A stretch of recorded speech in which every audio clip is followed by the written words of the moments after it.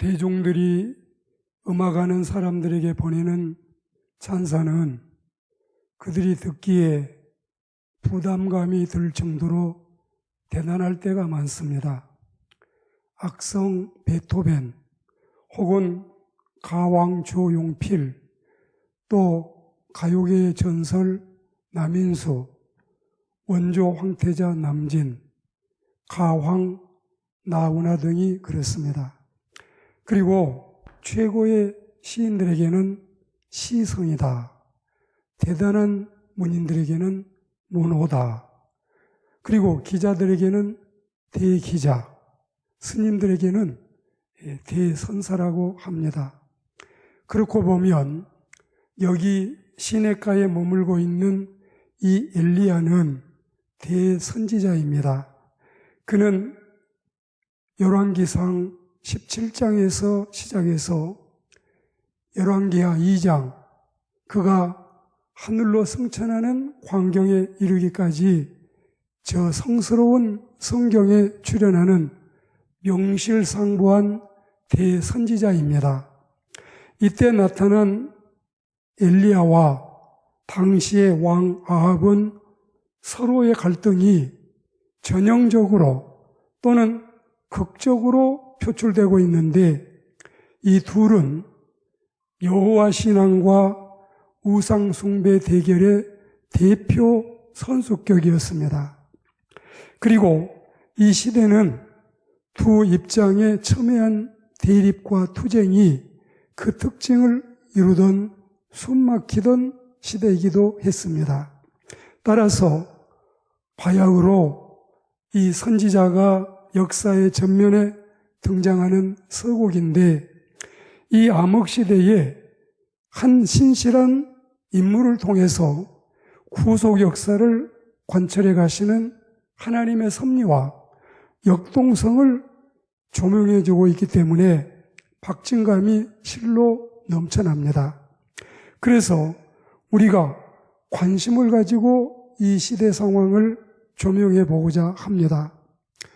어느 날 갑자기 그야말로 느닷없이 나타난 대선지자가 왕에게 이르기를 온 나라에 극심한 가뭄이 있을 것이라는 서슬퍼런 예언을 던지고는 호련히 은신해 버립니다. 그런데 오늘 말씀은 그 초점이 오히려 이 은신기의 무대 뒤편에서 벌어진 일에 관한 말씀입니다. 사실 여호와 신앙으로 똘똘 뭉친 대선지자 엘리야의 가뭄에 대한 예언은 온갖 우상 숭배에 빠져있던 왕의 입장에서 볼 때 실로 엄청났습니다. 반국가적이고 또 백성에 대한 선동적인 불순한 외침이 아닐 수 없었던 것입니다. 왜냐하면 이 선지자의 예언한 내용을 살펴보면 당대의 강력한 권력자이던 이 왕의 우상 숭배, 장려, 종교 정책이 이 가뭄과 이 기근과 이 재앙의 직접적인 원인으로 지적되고 있기 때문에 그렇습니다. 그래서 아합 왕의 살인적인 위협으로부터 피신한 선지자는 그릿 시내가에 잠시 머물다가 다시 거기를 떠나서 거처를 옮겨가는데, 오늘 이 말씀은 이 시내가에서 있었던 이 일을 듣게 되는 겁니다. 그래서 지금 말씀의 제목도 시내가에 홀로 앉아라고 붙였는데, 저기 시적이고 문학적인 표현이지요. 이 시간 우리도 작은 자리떼기 하나라도 들고서 그 시내가에 찾아가서 엘리야가 만났던 하나님을 우리도 만날 수 있는 은혜로운 시간이 되기를 주의 이름으로 권면합니다. 자, 우선은 첫째로 그의 신앙 인격을 배워서 그의 인격을 우리의 신앙심으로 가져야 되겠습니다. 아합 왕이 가지고 있는 것은 대단한 권력이었다면 엘리야가 가지고 있는 것은 독실한 신앙심이었습니다. 무릇 이 신앙심의 특징이라면 강하고 담대한 것이 바로 그 생명이라고 할 수 있겠습니다. 페르시아의 시인 사디의 말 맞다나 관찰하지 않고 여행하는 사람이라면 마치 날개 없는 새와 같다고나 할까 이리 말했는데, 이에 비해서 강하고 담대함이 없는 신앙이라면 그건 생명이 없는 헛개비에 지나지 않기 때문에 그러합니다. 그 사람의 신앙이 진정한 가치가 있다고 한다면 필연코 강하고 담대한 모습이 그의 신앙을 여실히 증명해 줄 것입니다. 그리고 한 사람의 신앙인이 성령님께 인도하심을 확실히 받고 있다는 증거는 강하고 담대한 그의 신앙 태도 여하에 달려 있는 것입니다. 그리고 강하고 담대한 그의 신앙심은 자신이 하나님의 백성이라는 사실을 천지간에 만인 앞에서 드러내놓고 믿는 데 있는 것입니다. 우리도 이런 투철한 신앙을 힘써 본받고 따라야 되겠어요. 그를 통해서 배울 뿐만이 아니라 또 다른 선지자들에게도 배우고 또 다른 신앙의 선진들에게도 배워서 그들의 신앙심을 우리의 신앙심으로 삼아야 되겠습니다. 누구의 말을 들을 때 옛 이야기를 듣는 것이 아니라 오늘 내 간증으로 삼아야 되겠습니다. 그러니까 우리는 이 시간에 엘리야 옛날 이야기 듣는 시간이 아니라 내 신앙의 간증을 만들어내는 은혜로운 시간이 되어야 되겠습니다. 그리고 다음으로 두 번째로 그의 순종심을 배워서 우리도 순종하며 살아야 되겠습니다. 이 대선지자는 자신의 생명에 위협을 느낄 만한 무서운 저주를 왕에게 쏟아 부었습니다. 그건 철저히 하나님의 말씀을 대언하는 자신의 사명에 대한 충성이자 곧 하나님에 대한 순종심의 발로였습니다.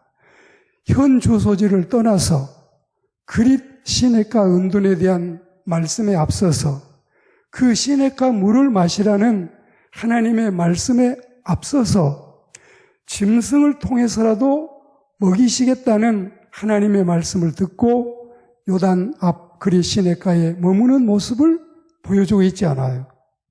사실 원래 신앙이라고 하는 게 뭘까요? 신앙이라고 하는 것은 하나님이 하라고 하시는 대로 이를 따라 살고 이를 따라 행하는데 그 가치가 있는 거지요. 하나님의 말씀이 가라고 하면 가고 하나님의 말씀이 쓰라고 하면 쓰고 또 하나님의 말씀이 말하라고 하면 말하고 하나님의 말씀이 잠잠하라고 하시면 이 또한 잠잠히 그대로 순종하고 따르는 것이 바로 신앙인 것입니다. 순종은 제사보다도 낫다는 사무엘상 15장의 말씀도 있지만 올바른 것을 배우기보다는 올바른 일을 행하는 편이 훨씬 더 낫다는 탈무드의 교훈을 기억해 둘 필요가 있습니다.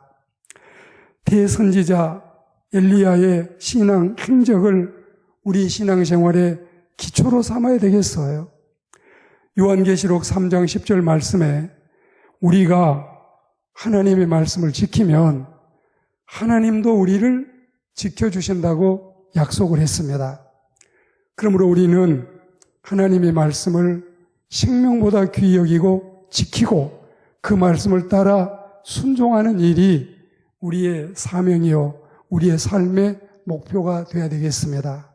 그리고 세 번째로 그를 먹이신 하나님을 우리도 믿고 그가 받았던 공급을 우리도 받아 누리며 살아가야 되겠습니다.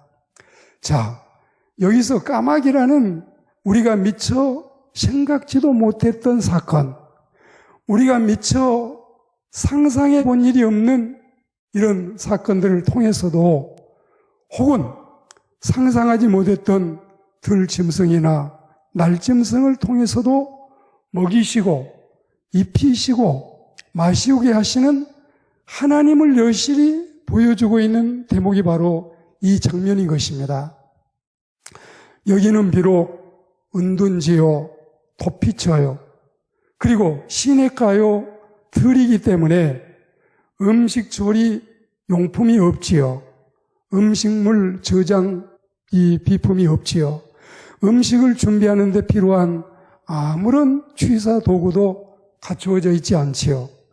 이런 열악한 상태, 이런 참 난감한 상태이지만 그러나 여전히 하나님의 공급은 지속되고 있었습니다.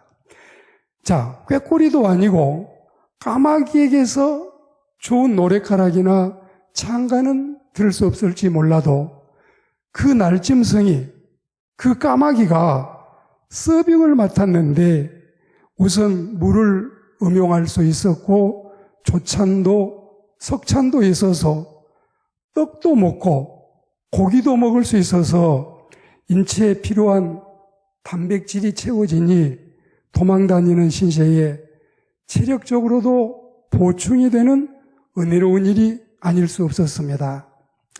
엘리야가 이렇게 메말라버린 날에도 결코 좌절이나 절망이나 저지를 한탄한 일이 없더니 결국은 인간의 한계 상황을 초월하시는 하나님으로부터 신실하심을 맛보고 있지 않습니까? 우리도 이런 공급을 받자는 거예요. 하나님은 우리와 성정이 같은 엘리야만 그렇게 은총을 베풀어 주신 것이 아니라 우리도 엘리야처럼 신실하게 주님을 믿고 따른다면 엘리야를 공급하시던 하나님이 엘리야에게 먹을 걸 주시고 그 생명을 책임져 주시던 하나님이 우리에게도 공급과 음식 물질을 주시고 또 우리의 생명을 책임져 주시는 신실한 하나님이라는 사실을 털 것만큼도 의심 없이 주님을 믿고 살아야 되겠습니다. 말씀을 매듭해 가면서 어느 시인의 은혜스러운 시 한 편을 소개합니다. 사랑하는 친구여, 소망의 물결 속에서 고통을 잊으라. 지금은 견디기 힘든 일들도 모두 사라질 것이다. 마치 산 중턱에 걸쳐 있던 안개처럼 말이다. 시간은 우리의 상처를 아물게 하며 떨어지는 눈물을 마르게 하여 우리 어깨에 지워진 고달픈 멍에를 벗기리라. 눈에 보이는 지속적인 고통이란 없다. 찬란한 빛을 감추는 어두운 구름은 태양의 하얀 햇살로 곧 사라질 것이며 정오에 이글거리는 태양 아래서 그 자취를 감추리라. 사랑하는 친구여, 우리는 이것을 잊지 말자. 고난의 금요일 뒤에는 부활의 아침이 있음을.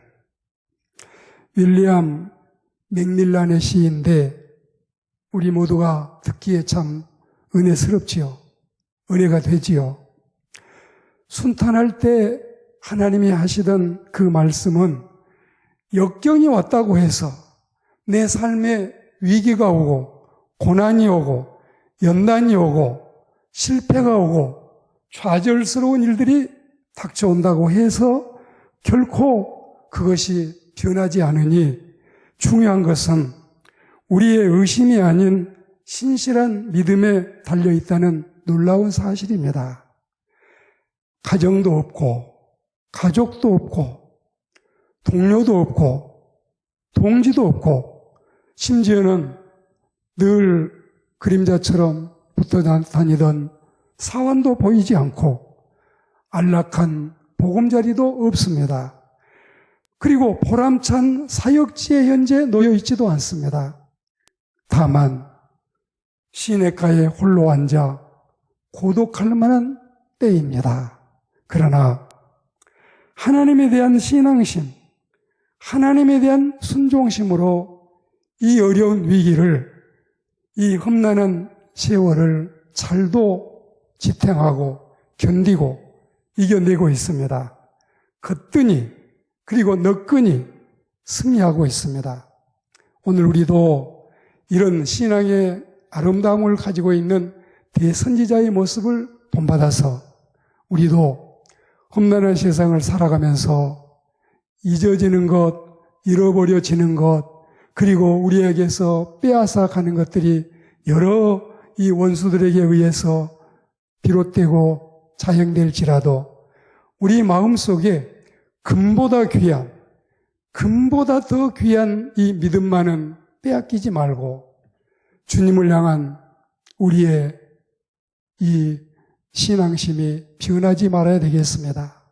자주 말씀드리지만 주님을 바라보는 우리의 눈빛, 주님을 따라가는 우리의 발걸음 흐려지지 않고 또한 비틀거리지 않는 담대한 신앙인으로 살아가시고 지금 현재 우리가 처해 있는 이 환경이 참 시냇가에 홀로 앉아있는 엘리야 같은 환경이 오더라도 주님이 나와 함께 계시니 하나님이 나를 지키도록 허락하신 수천 수만의 천군 천사가 호위하고 있으니 나는 혼자가 아니라는 담대한 믿음으로 날마다 숨쉬는 순간마다 주님의 은혜로 거뜬히 너끈히 그리고 당당하게 승리하며 나가는 우리 모두가 다 되기를 주의 이름으로 권면합니다.